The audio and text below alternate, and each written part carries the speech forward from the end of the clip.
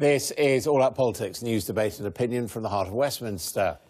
Guy Verhofstadt, the European Parliament's coordinator on Brexit, urged Theresa May this weekend to keep the UK in the single market after Brexit.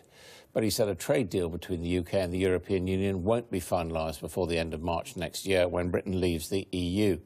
So what influence do MEPs and the European Parliament really have on Brexit? Joining me to discuss it are the Labour MP Claude Moraes and the Conservative MEP David Campbell Bannerman. Welcome to you both. I mean, this big, massive national debate going on, this process of leaving the European Union, do you feel an actor or a bystander in that process? I mean, I'm still on the Brexit Steering Committee. I chair what is the busiest Parliament committee, which is, I mean, it's sometimes uncomfortable as a British MEP doing that, but it's incredibly involving, and it does mean that the Parliament is involved. It's part of that triple lock of a yes or no vote at the end of the whole process. So the Parliament does matter. It will say yes or no to the final deal.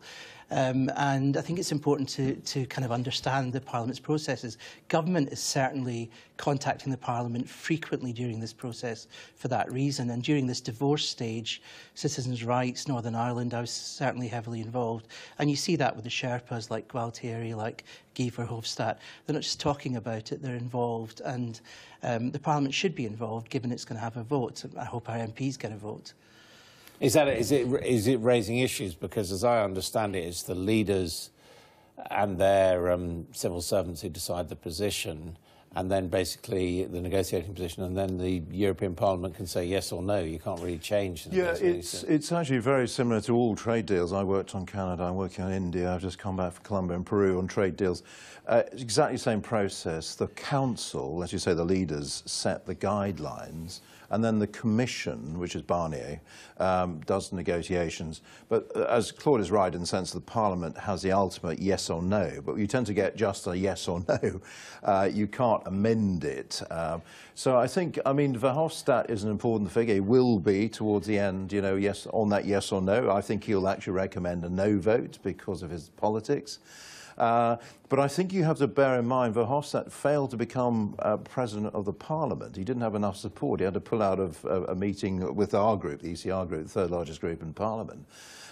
So I think you have to take what he says with a huge pinch of salt. I mean, what would happen, supposing he recommended a no vote and the Parliament went his way, what would happen then? Would that mean Brexit would sort of grind to a halt? No, I think you go to WTO rules almost immediately. So no deal? I mean, no, there is a deal if you have no deal, which is WTO rules. You just don't have a free trade agreement. There's some confusion about the terms. But, you know, America trades with the EU and exports more to the EU. So you wouldn't be bothered if that happened? There would be a difficult transition to some extent in certain areas, but actually in a lot of areas it wouldn't be an issue. That's where we massively differ. I respect David's principled and ideological view on it and following on WTO rules. But I would be massively bothered, my party would, I think the country eventually would, because it would simply be, to be clear to the viewers, no deal with the EU, our biggest market. Now, the point about that is it's no deal in terms of trade, the economy, jobs, but it's also no deal in terms of everything else we do with the European Union. I mean, this is a vote due in the autumn, I think I'm right, is that right? Or... So most of the discussions finish in October, and then between October and March the 31st, 2019, you have that period where the Parliament agrees its terms and then has that final vote just before we leave, and we leave on March the 31st. And how likely do you think it is that there could be a no vote? I am optimistic that there will be a positive vote on the deal, but it does depend on both parties, of course. And it depends on the UK government being very clear in what it wants. And it depends on a clear understanding by the EU, of course, on the importance of a deal as well. At the moment, of course, there is a percentage chance of there being no deal. But the Parliament, I sense, and I chair the busiest legislative committee in the Parliament, I sense there is genuine goodwill for a deal from the Parliament. People know what the stakes are within the institutions in terms of jobs, in terms of livelihoods. But I mean, you're a Labour politician, yeah. And clearly, if a deal was agreed at the Prime Minister's level and then rejected by the European Parliament, it would be a massive blow to a Conservative Prime Minister. So might there not become a temptation to vote against? No, I think country comes first in those situations. The deal comes first. The clear understanding of what the implications, profound implications that means. It's not, and I don't think MEPs will play party politics. However, at the end of a Parliament term where people take European Parliament elections seriously, people need to understand the political risks of that. But I mean, you've got a lot of, for example, you've got a lot of representatives of UKIP in the European Parliament. Yeah. I mean, they're going anyway. They might just decide to blow the whole thing up, mightn't they? Well, there might be a few who vote against for various reasons. Yes, I mean, at the end of the day, I think it's going to be a quite tight vote. There was a tight vote on Canada, which I worked on, the Canada deal. But at the end of the day, I would like to see a super Canada deal. Now, I know Verhofstadt has talked about, no, you won't get better than that. Well, he should speak to his own people. I was speaking to the chairman of the Trade Committee last week. He's in favour of that kind of deal because, you know, we're the second largest net importer of goods and services in the world after the United States. They need our trade. They need access to our market as the sixth largest economy. But we need their trade as well, don't we? I mean, yeah, but we export far less than they do to us. And they need a trade deal. I've had it from the head of German industry. They need a trade deal more than we do because of the massive trade deficit. Where do you think things are heading? Well, I don't accept what David says. I think the scales are not shifted that way. I think the evidence is very clear. I think David is right if he says that both sides will win if we get a good deal, but I don't accept the scales are tilted that way. They're tilted against us. I think people are learning that. Where are we headed? I think we're headed for a very difficult second phase negotiation, particularly on financial markets, the City of London, jobs, livelihoods, big sectors like aviation, all to be agreed by October.